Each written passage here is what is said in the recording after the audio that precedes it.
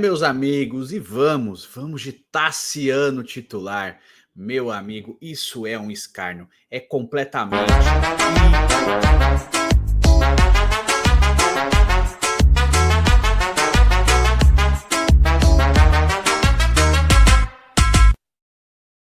Fala, Suspeixão, beleza? Bem-vindos a mais um vídeo. Vamos fazer o pré-jogo de Santos e Cruzeiro que acontece esse domingo às 4 da tarde na Vila Belmiro, né? A rodada toda se encerra neste domingo. Só Flamengo e Mirassol jogaram antes no Maião, justamente porque o Flamengo vai viajar para disputar o Intercontinental. Todos os outros jogos, caso o campeonato fosse decidido na última rodada, todos jogariam no domingo às 4, mas como o Flamengo já foi campeão, então anteciparam a rodada em um dia para o Flamengo poder viajar em paz, né? E tá tudo certo. Os outros jogos todos acontecem neste domingo às 4 da tarde. E o Santos entra em campo contra o Cruzeiro para um empate, tá? É o placar que o Santos necessita para não ter nenhum risco de queda, é um empate. O Cruzeiro vem bem mexido, um Cruzeiro que o próprio técnico Leonardo Jardim já disse, né, que vai vir com o time mexido, porque ele está pensando já nos 2 jogos que terá da Copa do Brasil, né, contra o Corinthians. Vai ter 2 jogos da semifinal da Copa do Brasil e posteriormente a final. Então ele já está poupando seu time para justamente esse sprint final de temporada aí para o elenco. Para o Santos é uma notícia boa, mas a gente torce para o Santos, né? A gente não pode abrir mão de nenhum centímetro de nada e a gente vive desconfiado. A tendência dos jogos é que o Santos confirme sua permanência na Série A e caso o Santos vença, o Santos pode pegar uma vaga na Sul-Americana, que eu não acho que é um torneio super importante, mas vamos analisar ele como ele é. É um torneio, óbvio, de menos visibilidade do que a Libertadores, mas que também paga bons prêmios e também, caso você seja campeão, te dá uma vaga direta na fase de grupos da Libertadores. Eu acho que é um torneio importante para o Santos para um ano de transição que vai ser 2026, né? Outro ano de transição. Mas a gente precisa de uma vaga nessa competição. O Santos tem que entrar para ganhar o jogo de novo, né? Vai ser uma das melhores sequências do Santos. Acho que a melhor sequência do Santos na temporada, vencendo 3 partidas seguidas. No Brasileirão isso não aconteceu ainda. E eu acho que é extremamente importante conseguir essa vaga para a Sul-Americana, para que tenha um calendário um pouco mais robusto, com visibilidade maior. Óbvio que não do tamanho que o Santos é e merece, mas que é a necessidade atual. E indo para a Sul-Americana fazer o melhor torneio possível para tentar uma vaga para a Copa Libertadores de 2027. Óbvio, né? Vai ser muito difícil ser campeão, é um time com muitas limitações, vamos ver o que vai acontecer em 26, mas a gente precisa ir atrás desse torneio. Então tem que entrar para ganhar o jogo contra o Cruzeiro na Vila Belmiro de qualquer maneira, né? E o Santos vai repetir o time do último jogo com uma alteração, né? O Lautaro Dias ele não vai para o jogo, ele não vai ser titular, porque ele é um jogador que pertence ao Cruzeiro e caso o Santos quisesse utilizá-lo nessa partida, teria que pagar, né, uma multa, né? Tem que pagar para poder utilizar o jogador. Eu acho que o valor é de R$500 mil. Eu acho que não tem essa necessidade.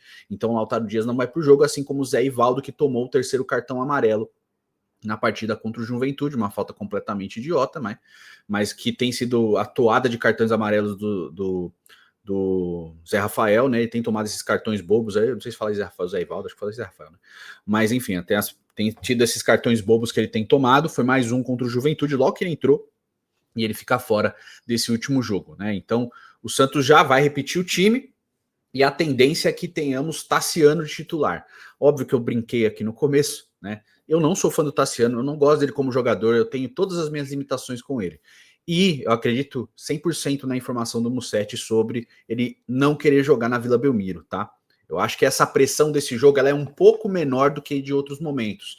E a torcida ela tá fechada com o time para encerrar a temporada da melhor maneira possível. Então não acredito que vai ter muita gente pegando no pé do Tassiano, a não ser que uma tragédia aconteça durante o jogo, né? E aí volta todos os canhões de novo para Tassiano e Guilherme, que são os pontos focais do time no geral, né? Individualmente falando.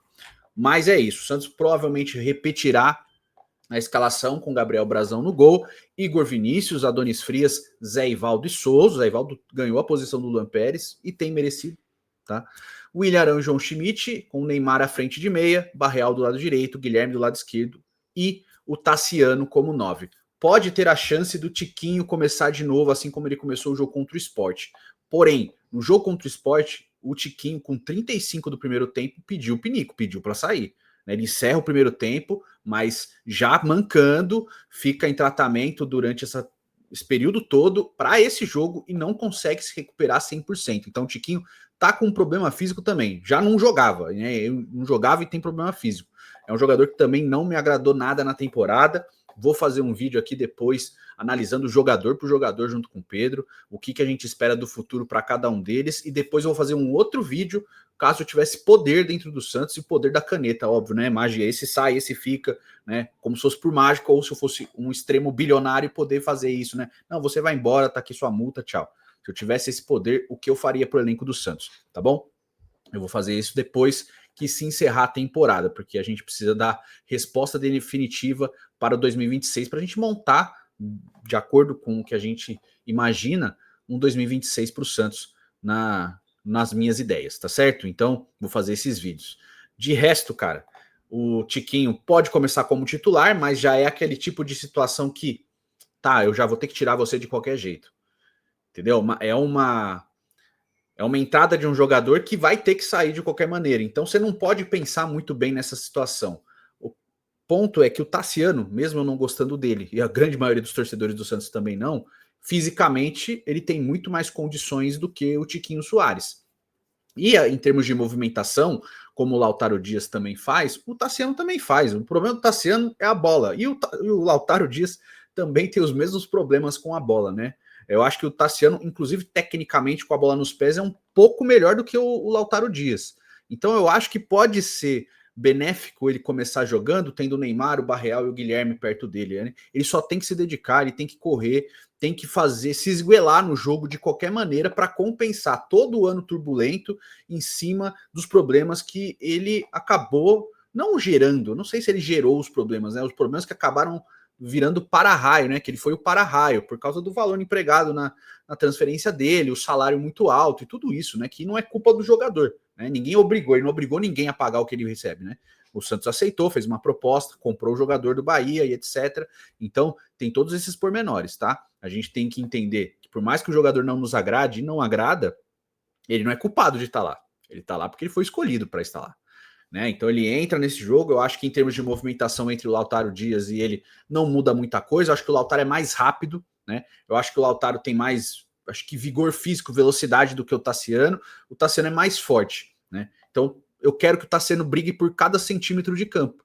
Eu não estou esperando que ele faça 5 gols ou que ele drible vários jogadores ou faça jogadas em transição rápida em velocidade. Eu quero que ele brigue por cada centímetro de campo, coisa que o Lautaro Dias faz, mas ele é muito fraco com a bola nos pés. Eu acho que o Tassiano tem um pouquinho mais de talento, né, de predicados técnicos do que o Lautaro Dias. Então ele pode talvez encaixar junto com o Neymar, o Guilherme e o Barreal, né? Fora que, tendo o Guilherme e o Barreal, a entrega defensiva dos dois é muito grande, né? O Barreal, ele se dedica muito na defesa, o Guilherme também.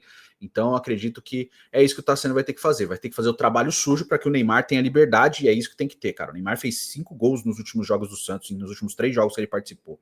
Então, ele tem que ser o cara de resolver o último lance. É isso que tem que acontecer, sabe? Olhando para isso. E eu entendo de não entrar com muitas modificações.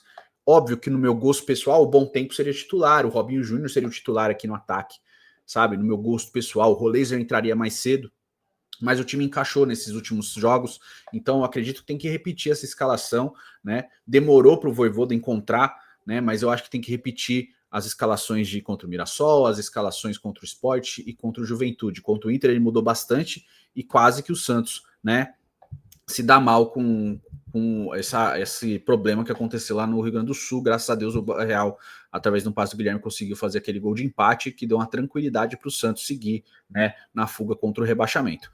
Então, óbvio que o gosto pessoal é uma coisa e o momento que o clube precisa é outro. E nesse momento precisa de estabilidade, um time acertadinho, né? Entender que o Igor Vinícius está muito bem e tá calando minha boca, graças a Deus, cara. Nossa, como eu tô feliz de estar errado sobre o Igor Vinícius, né? Tomara que ele seja o Arouca brasileiro, que ele seja o cara que no São Paulo era extremamente contestado e no Santos jogou muita bola. O Arouca no Santos virou um jogador de seleção brasileira, se tornou ídolo do clube. Eu torço para que o Igor Vinícius faça o mesmo caminho. No São Paulo, extremamente contestado, apesar de ter alguns bons momentos, mas muito contestado. e no Santos ele consiga ser o jogador que a gente quer que ele seja, né? Nem espero, não sei se eu espero muito, eu espero que ele seja eu quero que ele seja um grande jogador, melhor lateral direito do Santos no século, eu quero que supere o Paulo César e o Maurinho como laterais do Santos, né? Eu quero que ele supere o Vitor Ferraz. Se ele chegar no nível do Vitor Ferraz, eu vou ficar satisfeito, tamanho o que eu não esperava dele, né?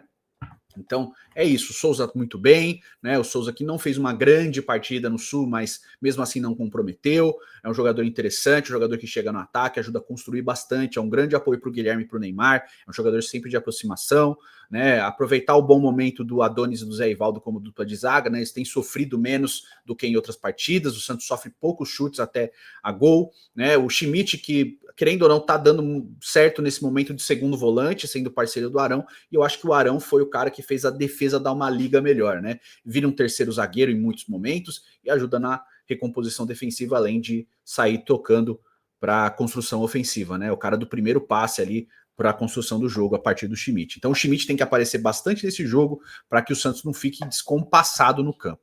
E aí, segundo tempo, como a necessidade de mandar, coloca o Roleiser, se precisar o Robinho Júnior, você vai ter alternativas no próprio Bom Tempo, você tendo alternativas para ter um jogo interessante. Talvez, se for necessário, entrar com o Tiquinho nos últimos 25 minutos, né? Porque aí ele vai correr em vez de correr o começo do jogo. Eu acho que dá para um caminho interessante. O Cruzeiro vem bem mexido, vou até olhar a escalação do Cruzeiro aqui, esqueci de abrir, cara, mas vamos lá, ó. Os titulares do Cruzeiro nem viajaram para Santos. O Gabigol, inclusive, né? Eu acho que ele tá doido para voltar para o Santos, né? Eu acho que vai ter uma. Só para complementar a Gabigol aqui, tem uma reunião que vai ter no Cruzeiro ali, tá? Vai ter uma reunião para apurar o que eles querem para a próxima temporada, se vale a pena manter o Gabigol. O Gabigol tem um salário de 2,5 milhões por mês no Cruzeiro, tá, gente?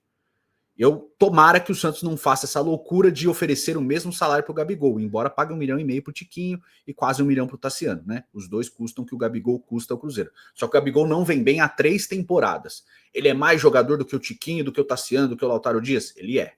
Ele é bem mais jogador. Eu gostaria que ele voltasse dentro de uma realidade financeira, gostaria. Só que dentro da realidade financeira, para o Santos, eu imagino é 500 pau. 1 milhão chutando muito alto. Eu não acho que o Santos vai fazer isso, né? Eu acho que o Santos vai oferecer um salário pelo menos parecido para que ele tenha a liberação do Cruzeiro, ele troque de clube e volte ao Santos. Eu acho que é isso que vai acontecer. Mas olhando para o aspecto técnico, entre as escolhas, eu gostaria. Porque você não tem 9s por aí sobrando. O Santos formou os 9 dos outros clubes brasileiros, do próprio Cruzeiro, né? Tem o Caio Jorge, o Yuri Alberto no Corinthians, né? O Marcos Leonardo jogando lá na Arábia Saudita. Então, o Santos formou, o próprio Gabigol foi formado no Santos. O Santos foi formando os 9 e foi vendendo para ficar sem 9 na atualidade, né? Mas para chegar ao Gabigol, tem que sair o Tiquinho, tem que sair o Tassiano. E você não simplesmente tira os caras do time. Você tem que pagar a rescisão, você tem que conseguir uma venda para eles, para que você não tenha esse peso na folha e você consiga, né, mexer nessa folha. Então vai ter uma reunião aí no Cruzeiro no fim de temporada para analisar se a permanência do Gabigol é válida ou não, mas ele tem contrato, o Cruzeiro não vai liberar ele de graça. Depende de como for as circunstâncias dessa conversa. E querendo ou não, o Cruzeiro hoje é um time que não tem problemas financeiros, né? O dono do Cruzeiro é bilionário, ele tem dinheiro sobrando, ele bota aporte no clube e ele consegue bancar todas as contratações e todos esses salários, mesmo o Gabigol sendo um reserva do Caio Jorge e tendo o maior salário do elenco junto com o Matheus Pereira, né? E se eu não me engano, o salário do Gabigol é maior do que o do Matheus Pereira. Então, é isso, tá? Mas eu acho que o Gabigol tá fazendo um lobbyzinho sim para voltar ao Santos, tanto que ele tweetou quando chegou, me sinto em casa aqui, morei aqui desde os meus 8 anos de idade, voltar para Santos é maravilhoso.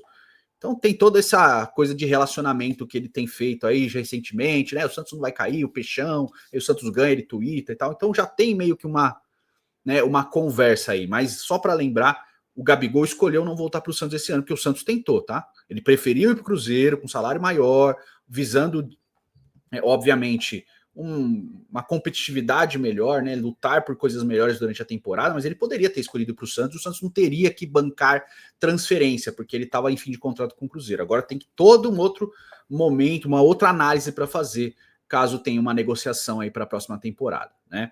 Então vamos ficar atento quanto a isso, tá bom?